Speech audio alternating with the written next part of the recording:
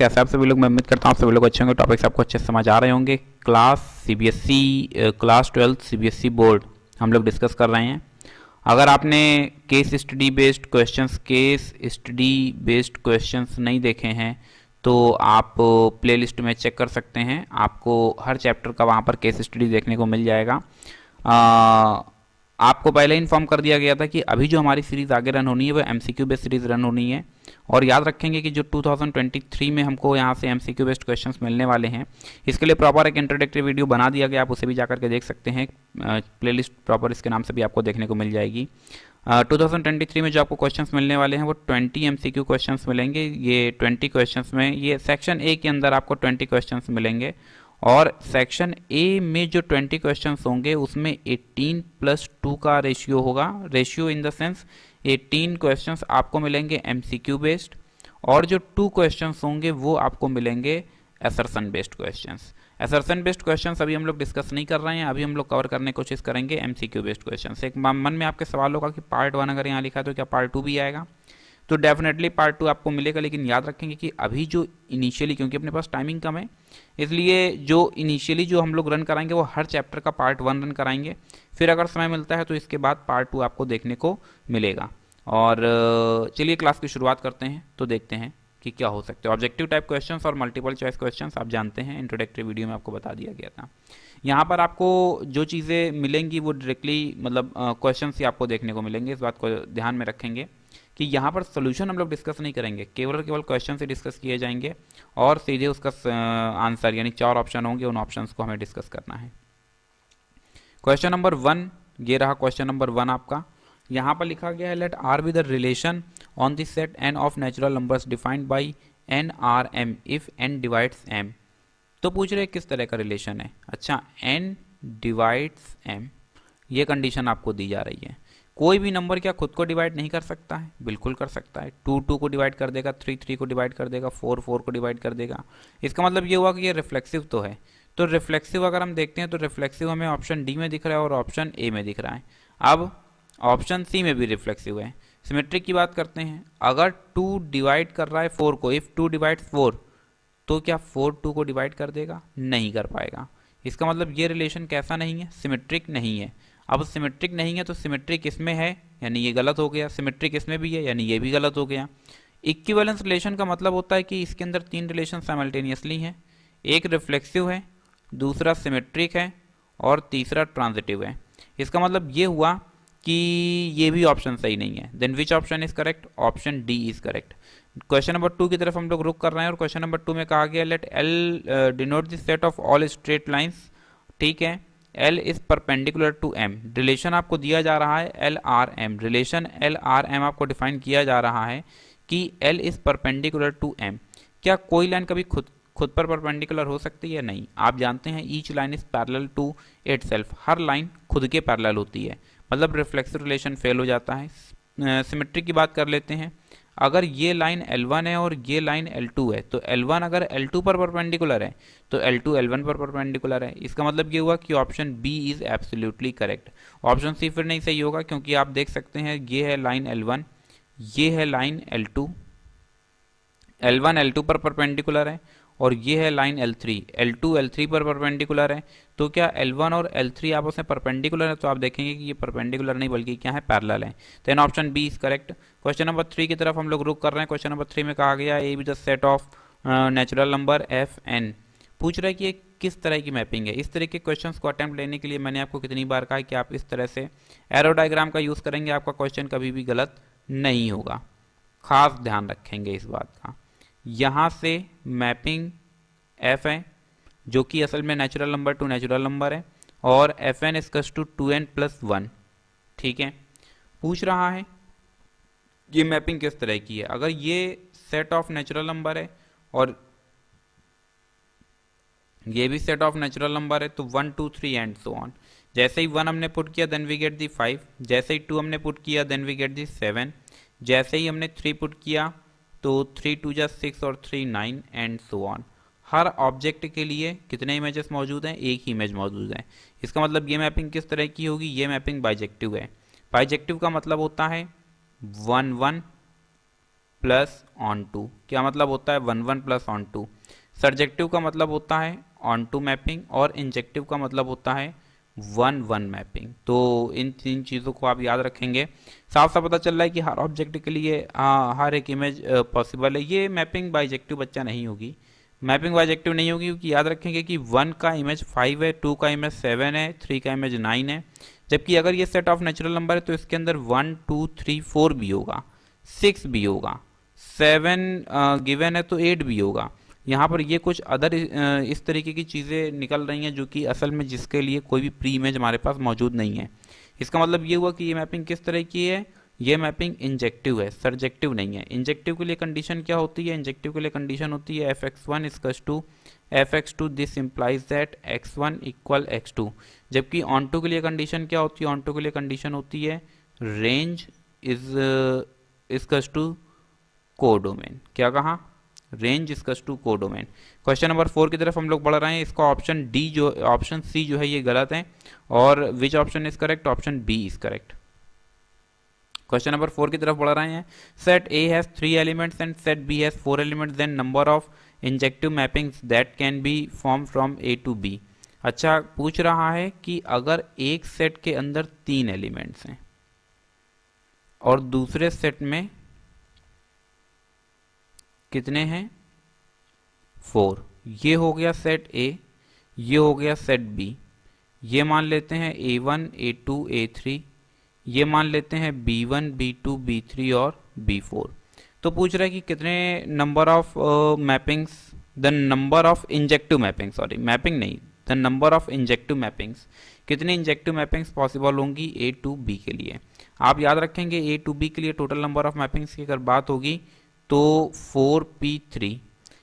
ये जो 4 हैं, इन 4 में से पहले कोई 3, समझेंगे, इन 4 में से पहले कोई 3 चुन लो और फिर उन 3 को अरेंज कर दो।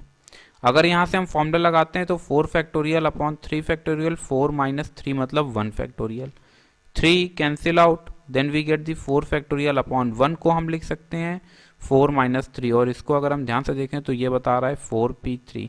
चलो सारी वैल्यूज को पुट कर देते हैं, then we get the 4 factorial upon 4 minus 3 factorial, and finally we get the 24 upon 1 factorial, मतलब 24। Option C is correct. Next question की तरफ हम लोग बढ़ते हैं। क्वेश्चन नंबर 5 अपने पास आया और क्वेश्चन नंबर 5 में कहा जा रहा है x minus y plus root 2 is an irrational number. तो आई यहाँ पर होगा, आई यहाँ पर होगा, तो then the rational relation R is, ठीक है। अगर हम यहाँ से देखें तो किस टाइप का ये रिलेशन कंसीडर होगा, x minus y plus root 2 is an irrational number, then the relation R is. देखो ये सिमेट्रिक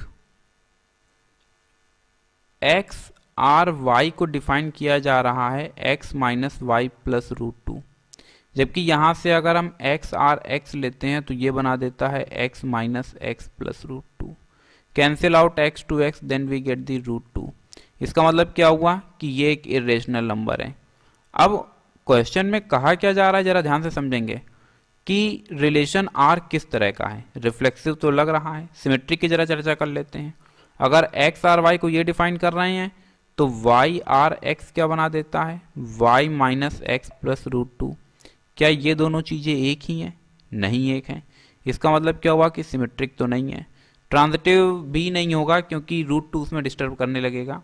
x आर वाई ये रहा, फिर y आर z हमने यहाँ से ले लिया, y minus z plus root 2। अब एक काम करो, इन दोनों को कंप्रेस करके एक नया रिलेशन हमने बनाया x आर जेड। तो इन दोनों को अगर हम ऐड करेंगे तो y से y कैंसिल हो जाता है, तो बन जाता है x minus z plus 2 root 2, जबकि मिलना क्या चाहिए था, केवल रूट 2 मिलना चाहिए था। इसका मतलब ट्रांजिटिव भी फेल हो जाता है। Then which option is correct, option A is correct. Next question की तरफ बढ़ते हैं। कहा जा रहा है if a set A contains 5 elements and B contains 6 elements and number of 1 1 onto mapping। अच्छा, एक सेट में 5 एलिमेंट्स हैं, मान लेते हैं ये सेट ए है और ये है हमारे पास सेट बी, इसमें 6 एलिमेंट्स हैं, यानी B1 से लेकर के B6 तक, A1 से लेकर के A5 तक। पूछ रहा है कितनी 1 1 ऑन टू, मतलब कितनी बाइजेक्टिव मैपिंग्स पॉसिबल हैं।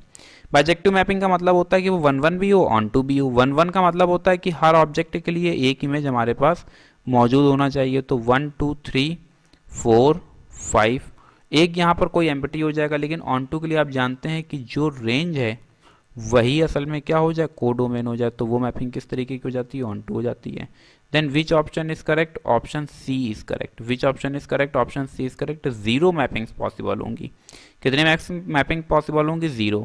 बोल रहा है कि set A, the cardinality of set A is m, the cardinality of set b is n।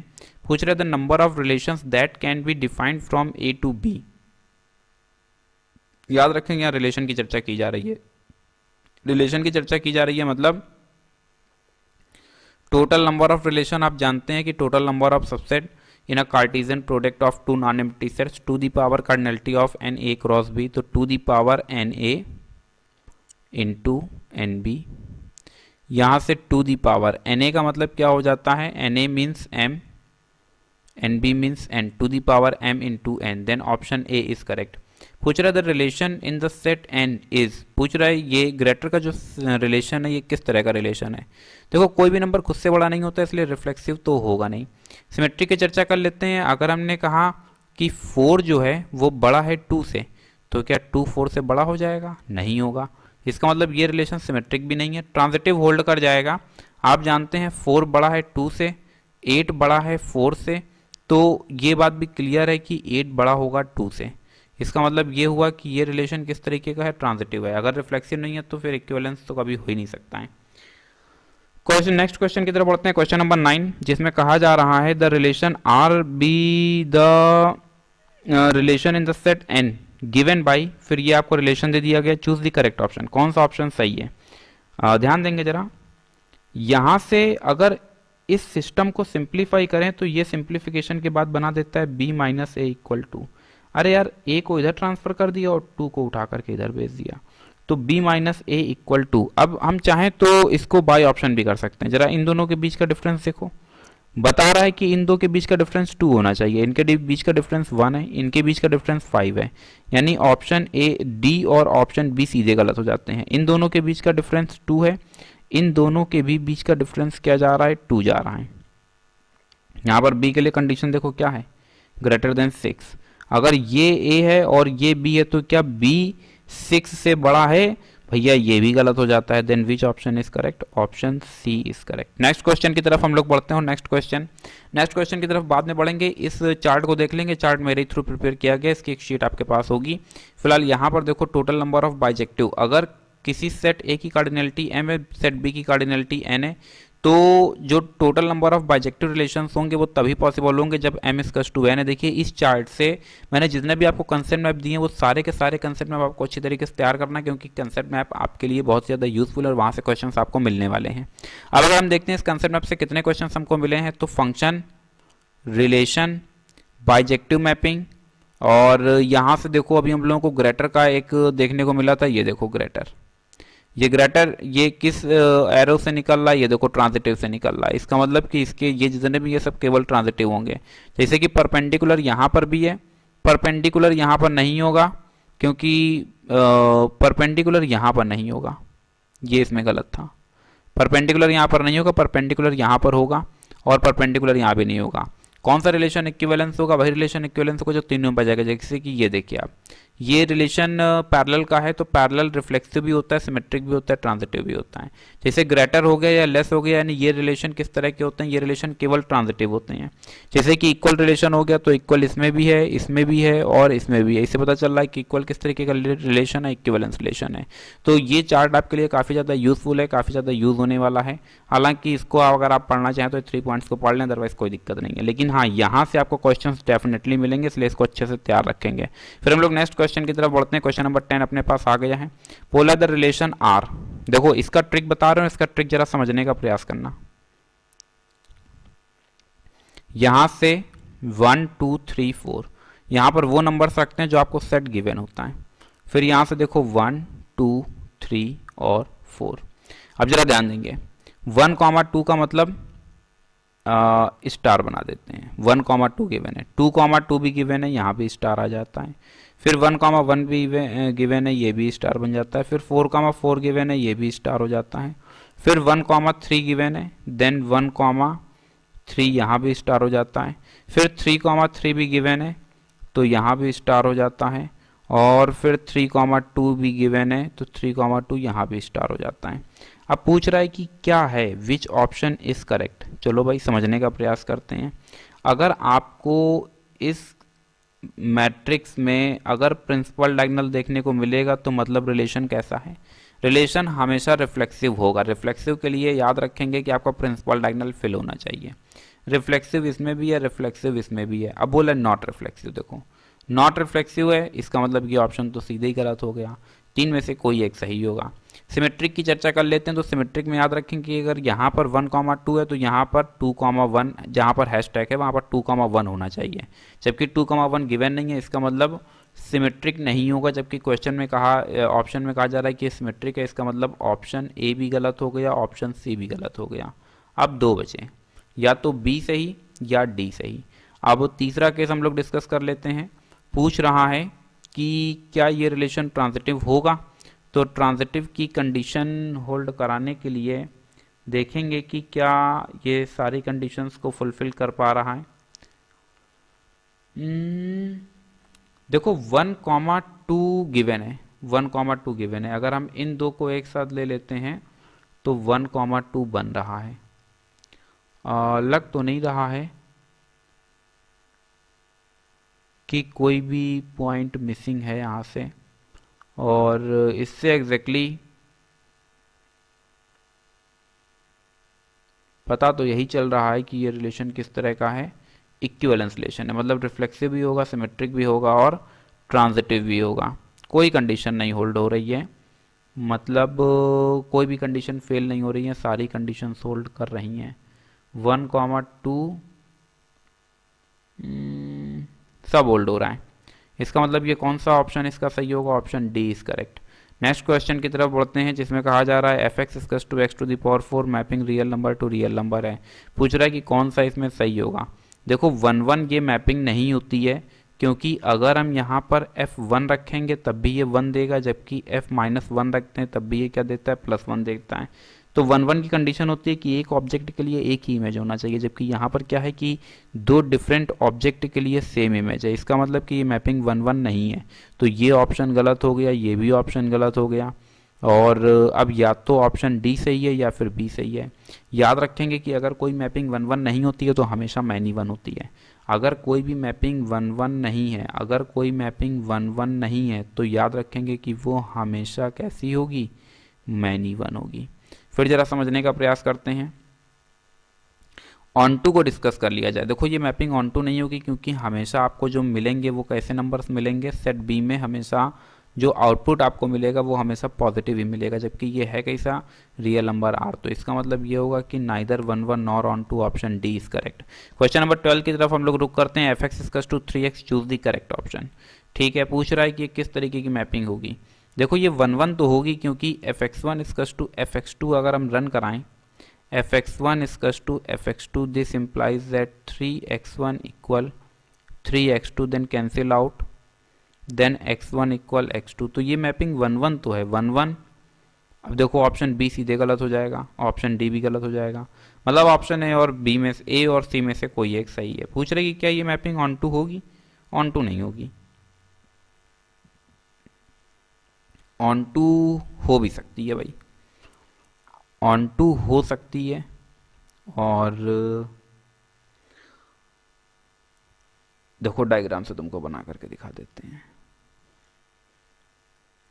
Range इसका टू कोडोमेन आ रहा है, इसका जो कोडोमेन है वो रियल नंबर आर दिया जा रहा है, और क्योंकि इनपुट भी रियल नंबर आ रहा है, आउटपुट भी रियल नंबर आ रहा है, तो रेंज जो होगा वो कोडोमेन के इक्वल हो जाएगा। और इससे पता चल रहा है कि मैपिंग 1,1 ऑन टू होगी। रेंज इक्वल्स टू कोडोमेन, इसके अंदर कुछ भी अगर आप रखें, जैसे 2 ले लिया, 1 ले लिया, 0 ले लिया, √2 ले लिया, 1/2 ले लिया, अगर आप कोई भी नंबर यहाँ रखोगे तो यहाँ पर भी जो आपको इमेज मिल रहा है वो भी किस में जा रहा है, रियल नंबर आर में ही जा रहा है। 3, 6, then we get the 2 √2 and so on. तो यहाँ से भी आपको क्लियर हो रहा होगा कि मैपिंग किस तरीके की है, 1,1 and onto, 1 1 and onto. Next question की तरफ बढ़ते हैं, क्वेश्चन नंबर 13। इसमें क्या बात कही जा रही है, T be the A is congruent to B, A is congruent to B. और कॉन्ग्रुएंसी का रिलेशन कैसा होता है, इक्विवेलेंस होता है। ये अभी अगर मैं आपको दिखाऊं तो ये मैंने पीछे चार्ट में दिखाया हुआ था। कॉन्ग्रुएंसी का अगर आप रिलेशन देखेंगे तो इसके अंदर भी पाया जा रहा है, इसके अंदर भी पाया जा रहा है और इसके अंदर भी पाया जा रहा है। इसका मतलब ये किस तरीके का रिलेशन है, इक्विवेलेंस रिलेशन है। फिर हम लोग समझने का प्रयास करेंगे। ए is brother of B, A जो है वो बी का भाई है। देखो ए अगर बी का भाई है तो पहला रिलेशन जो बनेगा, ध्यान से समझना, ये क्वेश्चन बहुत बढ़िया है। A R B, A is a brother of B, plus sign मान लेते हैं ब्रदर का है, प्लस साइन किसका है, ब्रदर का है। अब ये ब्रदर तभी होंगे जब A is a brother of B, A B का भाई है। तो ए भाई है तो मतलब ए मेल है, ध्यान से समझना, ए क्या है, मेल है। अब अगर हम ले लेते हैं ए आर ए, अब ए आर ए का मतलब है कि जो ए है वही बी है, तो जो ए है वही बी है। अगर बी फीमेल है तो फिर ए को भी फीमेल होना पड़ेगा। और इससे पता चल रहा है कि रिलेशन कैसा हो गया, ये रिलेशन रिफ्लेक्सिव नहीं है। हालांकि रिफ्लेक्सिव 4 ऑप्शन में कोई है भी नहीं, बेकार ही डिस्कस कर लिए। इसको देखो ए आर बी, अगर हम बी आर ए अप्लाई करेंगे तो ये बनेगा B is a brother of A. B जो है वो किसका ब्रदर है, ए का ब्रदर है। मेरी बात को जरा ध्यान से समझना, ए मेल है तभी ए बी का भाई है। बी के बारे में इंफॉर्मेशन नहीं है तो बी मेल भी हो सकती है, मेल भी हो सकता है और फीमेल भी हो सकती है। अब अगर मान लेते हैं कि बी फीमेल है तब भी ए भाई होगा बी का, और अगर बी मेल है तब भी ए भाई होगा बी का। लेकिन इस केस को देखो, अगर ये बात सच में सही है कि बी फीमेल है तो ए मेल है, यानी जो पहले है वो मेल है। लेकिन अगर हम इसको यहां पर रख देते हैं तो अब देखो बी को होना चाहिए मेल, लेकिन बना क्या रहा है, बना रहा है फीमेल। इसलिए ये रिलेशन सिमेट्रिक नहीं होगा, लेकिन हाँ ट्रांजिटिव हो जाएगा। तो not symmetric but transitive, not symmetric but transitive.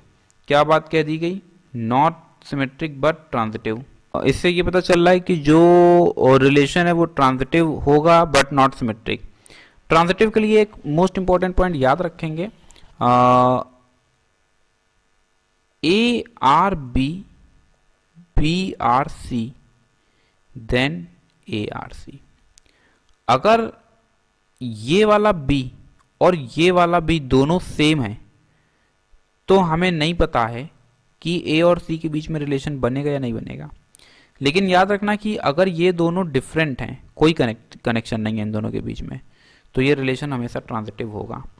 अब अभी अगर मैंने ये कहा कि A मेल है B फीमेल है, और फिर B आर C की अगर हम बात करते हैं तो B मेल हो जाता है, यहां पर B फीमेल है, जबकि यहां पर B क्या है, मेल है, क्योंकि जो पहले वाला है वो हमेशा मेल ही होगा, क्योंकि ये रिलेशन आपको दिया गया है। क्या ये फीमेल और ये मेल दोनों एक हैं, नहीं है। इससे पता चल रहा है ये रिलेशन कैसा होगा, ट्रांजिटिव होगा। X is a husband of wife, ये क्वेश्चन आपका मोस्ट इंपॉर्टेंट है, क्योंकि ये क्वेश्चन आपके ट्रांजिटिव लॉ को बहुत अच्छे से एक्सप्लेन करेगा, और ये एनसीईआरटी टेक्स्ट बुक में ये क्वेश्चन है। Number of equivalence relation from a set A, set A 3 elements they दिए गए, पूछ रहे number of maximum equivalence relation कितने होंगे, तो याद रखेंगे मैक्सिमम नंबर ऑफ रिलेशंस 5 होंगे। कितने होंगे, 5 होंगे। बनाने का तरीका बिल्कुल आसानी से जानते हैं, 1 2 3 1 2 3। एक तो प्रिंसिपल डायगोनल फिल होना चाहिए, इसलिए जो सबसे पहला रिलेशन बनता है R1 वो बन जाता है 1, 1 2, 2 और 3, 3। दूसरा R2 की हमने चर्चा कर ली, R2 में 1, 1 2, 2 3, 3, फिर 1, 2 हमने ले लिया और फिर 2, 1 भी ले लिया, ये R2 बन जाता है। फिर R3 की बात करते हैं तो ये कॉपी पेस्ट, ये कॉपी पेस्ट, ये कॉपी पेस्ट, 1 3 और 3 1, यानी यहां पर हमने स्टार इस तरीके से बना दिया। अब एक केस इसका और बच रहा है जिसमें कि हमने R4 ले लिया, ये कॉपी पेस्ट, ये भी कॉपी पेस्ट और ये भी कॉपी पेस्ट।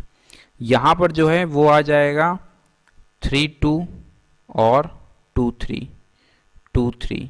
इस तरह से 4 रिलेशन हो गए, और जो R5 होगा वो 5वां रिलेशन सारे के सारे एलिमेंट्स ही कंसीडर कर लिए जाएंगे। क्या कहा, सारे के सारे एलिमेंट्स ही कंसीडर कर लिए जाएंगे, तो R5। सिंपल सा एकदम याद रखना, ये क्वेश्चन मोस्ट इंपॉर्टेंट है और खूब पूछा जाता है, कंपटीशन में भी खूब आता है। मैक्सिमम नंबर ऑफ रिलेशंस, अगर 3 एलिमेंट्स हैं तो रिलेशन 5 होंगे। और याद रखना बिल्कुल आसान है, लोग बोलते हैं ना यार 3-5 मत करो, 3-5 का मतलब 3 रिलेशन तो 3 एलिमेंट्स तो 5 इक्विवेलेंस रिलेशन। तो इजीली आपको याद हो जाएगा कि अगर 3 एलिमेंट्स होंगे तो कितने इक्विवेलेंस रिलेशन निकलेंगे, 5। और ये 5 के 5 मैंने बना करके दिखा भी दिए हैं। If R relation R on this set 1 2 3 be defined by 1, 2 then R is.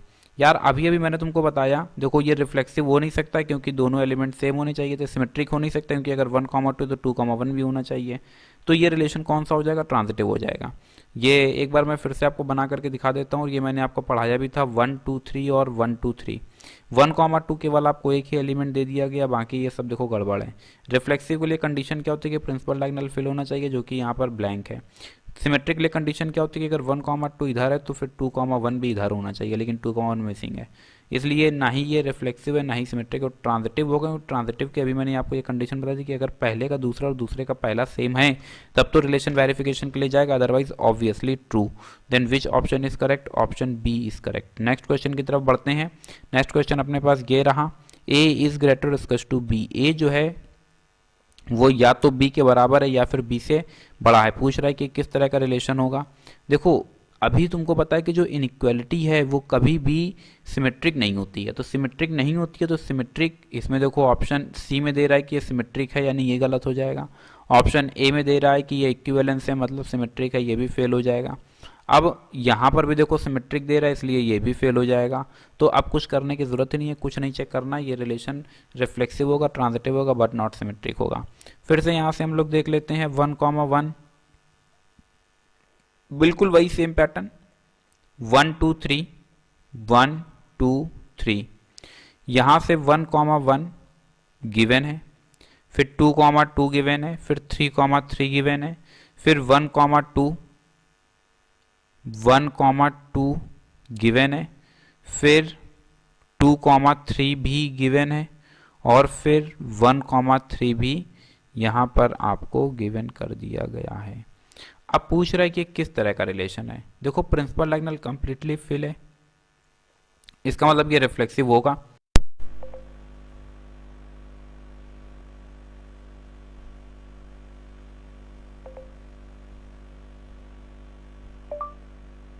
I want to know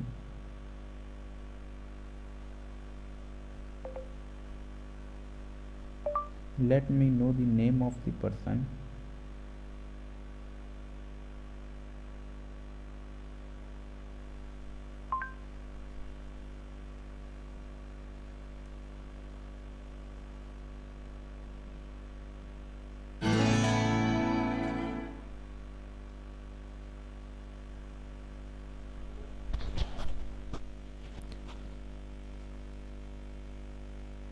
reflexive ये रिलेशन नहीं रहा।